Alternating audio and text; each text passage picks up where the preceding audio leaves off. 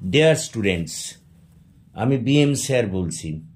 2024 সালের কলকাতা বিশ্ববিদ্যালয়ের BA 4th সেমিস্টারের জেনারেলদের CCGE4 পেপারের সাজেশনটি নিয়ে আমি চলে এসেছি। দেখো, এই সাজেশনটি করলে এখান থেকে কমন আসবে, কারণ বিগত কয়েক বছরের তোমাদের কলকাতা বিশ্ববিদ্যালয়ের প্রশ্নপত্র এবং তার উপর আমার দীর্ঘ অভিজ্ঞতার উপর ভিত্তি করেই আমি এই সাজেশনটি তৈরি করেছি। তোমরা যারা আমার ক্লাস ফলো করো তারা নিশ্চিতভাবেই জানো যে বিগত সালগুলিতে আমি যেসব সাজেশন তৈরি করেছি তা থেকে কি ধরনের কমন এসেছে। দেখো, আর বেশি কথা না বলে আমরা মূল পর্বে ঢুকে যাই। মডিউল 1 থেকে আমি তোমাদের বেশ কয়েকটি প্রশ্ন দিয়েছি, অর্থাৎ পল্লী সমাজ উপন্যাস থেকে। প্রথম প্রশ্নটি হলো, পল্লী সমাজ উপন্যাসে ঔপন্যাসিক শরৎচন্দ্র চট্টোপাধ্যায়ের পল্লী সমাজ সম্পর্কে যে সচেতনতার পরিচয় পাওয়া যায় তা নিজের ভাষায় আলোচনা করো। এটি খুব ইম্পর্টেন্ট প্রশ্ন। 2 নম্বর প্রশ্ন, পল্লী সমাজ উপন্যাসের নামকরণের সার্থকতা আলোচনা করো। ভেরি ভেরি ইম্পর্টেন্ট কোশ্চেন এবছরের জন্য। 3 নম্বর প্রশ্ন, পল্লী সমাজ উপন্যাসে রমেশ চরিত্রের যে পরিচয় পাওয়া যায় তা আলোচনা করো। তোমরা জানো রমেশ এখানে মুখ্য চরিত্র, সেই কারণে এটি খুব ইম্পর্টেন্ট। পরের প্রশ্ন, পল্লী সমাজ উপন্যাসে রমেশ ও রমার যে জটিল সম্পর্কের পরিচয় পাওয়া যায় তা আলোচনা করো। এটিও খুব ইম্পর্টেন্ট প্রশ্ন। পরের প্রশ্ন, পল্লী সমাজ উপন্যাসে রমা চরিত্রের যে পরিচয় পাওয়া যায় তা আলোচনা করো। পরবর্তী প্রশ্ন, পল্লী সমাজ উপন্যাসও নয় আবার পল্লী বাংলার চিত্রও নয়, উক্তিটি যুক্তিসহ বিচার করো। দেখো, এই প্রশ্নটা অনেক সময় দেয়, একটু কঠিন প্রশ্ন, কিন্তু এটা দিতে পারে। পরের প্রশ্ন, শরৎচন্দ্র চট্টোপাধ্যায় তার পল্লী সমাজ উপন্যাসে গ্রাম সমাজের যে দলাদলি, ষড়যন্ত্র প্রভৃতির চিত্র অঙ্কন করেছেন তা নিজের ভাষায় আলোচনা করো। এই গেল তোমাদের মডিউল 1। এখান থেকে কিন্তু তোমরা কমন পাবেই। পরেরটা মডিউল 2। প্রথম যে প্রশ্নটি সেটি খুব ইম্পর্ট্যান্ট। না গল্পটির নামকরণের সার্থকতা আলোচনা করো। ভেরি ভেরি ইম্পর্ট্যান্ট প্রশ্ন এই প্রশ্নটি। এই যে না গল্পটির নামকরণের সার্থকতা আলোচনা করো, খুব ইম্পর্ট্যান্ট প্রশ্ন, বিগত বেশ কয়েকবার পরীক্ষায় এসেছে।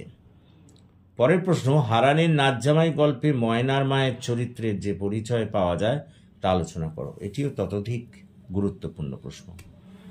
পরের প্রশ্ন, না গল্পে ব্রজরানীর চরিত্রের যে পরিচয় পাওয়া যায় তা আলোচনা করো। এটিও খুব ইম্পর্টেন্ট প্রশ্ন।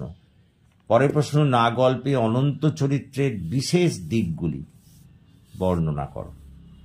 তার মানে অনন্ত চরিত্রটা এখানে তোমাদের আলোচনা করতে হবে।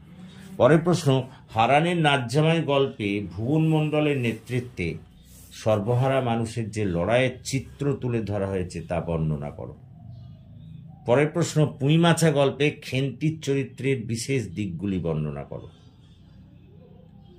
নেক্সট কোশ্চেন, অশ্বমেধের ঘোড়া গল্পে যে যুগ যন্ত্রণার চিত্র ফুটে উঠেছে তা আলোচনা করো এবং পুঁইমাছা ছোট গল্প হিসেবে সার্থকতা বিচার করো। পরের প্রশ্ন, পুঁইমাছা গল্পের নামকরণের সার্থকতা আলোচনা করো। এটাও খুব ইম্পর্টেন্ট প্রশ্ন। নেক্সট, ছিন্নমস্তা গল্পে জয়াবতীর যে চরিত্রের পরিচয় পাওয়া যায় তা লেখো।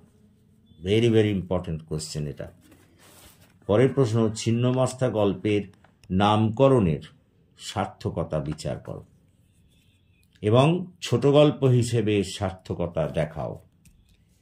পরের প্রশ্ন, আধুনিক, এবার চলে যাই মডিউল 3।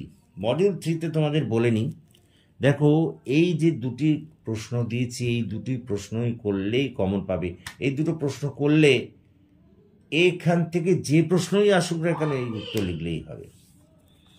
প্রথম এক্ষেত্রে যেটা আছে, আধুনিক মনীষীরা কিভাবে পশ্চিমের সঙ্গে পূর্বের মিলিয়ে নেওয়ার প্রয়াস করেছেন তা আলোচনা করো।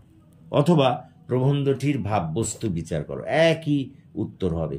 দেখো আমি এই প্রবন্ধ যে দুটো দিয়েছি, এই দুটো প্রবন্ধের যে প্রশ্নই দিক না কেন আমার এই প্রশ্ন করলে লিখলেই হবে, এই উত্তর সব জায়গায় খেটে যাবে।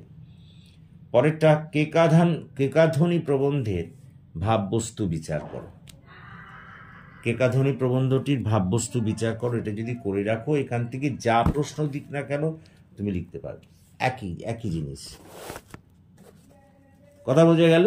তো এই হচ্ছে আমাদের সাজেশান। আমরা যে সাজেশানটি তৈরি করলাম এখান থেকেই তোমরা কমন পাবে, এ ব্যাপারে নিঃসন্দেহ থাকতে পারো। সুতরাং যদি তোমরা বুঝতে পারো তাহলে এই সাজেশান তোমাদের বন্ধুদের মধ্যে শেয়ার করো এবং তাদেরও এই সব প্রশ্ন করতে বলো। আর যারা তোমরা এখনও আমার এই চ্যানেলটিকে সাবস্ক্রাইব করোনি, প্লিজ সাবস্ক্রাইব মাই চ্যানেল। আমাকে এগিয়ে আসতে সাহায্য করো যাতে আমি তোমাদের আরও ভালো করে কাজে লাগতে পারি। So that's all for this day. Thank you for watching and listening. Please comment, share and subscribe to my channel. Have a good day.